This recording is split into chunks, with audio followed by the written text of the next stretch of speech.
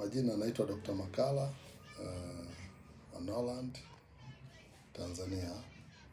Ni daktari bingwa wa magonjwa yasiyoambukiza, magonjwa kama kansa, kisukari, pressure, figo, yani maana zinazofanywa dialysis, na magonjwa ya vidonda vya tumbo, bawasiri, nguvu za kiume, mbegu kidogo, na pamoja na magonjwa ya kina mama kuzaa au kutokupata watoto au kutoa mimba kila wakati inapofikia miezi mitatu. Tuko hapa jengo la NSSF Florida. Leo nimeona nizungumzie kuhusu vyakula. Vyakula vina umri.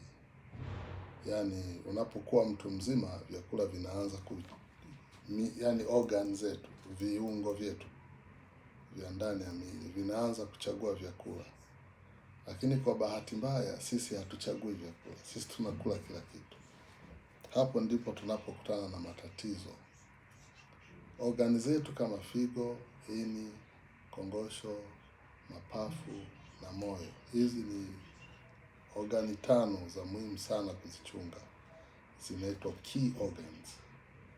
Unapokula vyakula tu, hasa hivi vyakula ambavyo vya wanga na red meats zilizopitiliza, unakuta baadhi ya organs unaziaffect kama figo.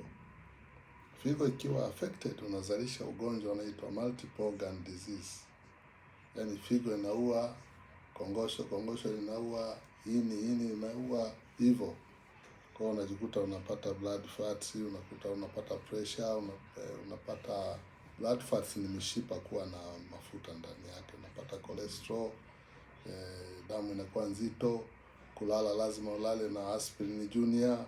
Yaani matatizo mengi, magoti, miguu inaanza kuuma, yaani shida ni nyingi. Kwa hiyo leo madhara ya vyakula yanakuja kwenye ugonjwa ambao ni wa kukausha ute kwenye magoti, mfano vyakula vya wanga.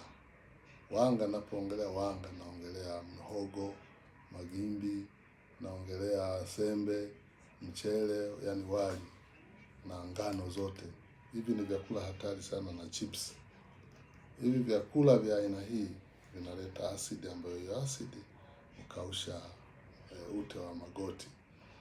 Ili uweze kuepuka haya yote, karibu Noland, tuje tukupe ushauri wa kidaktari na vipimo sahihi kubaini hizo organ 5 zikoje.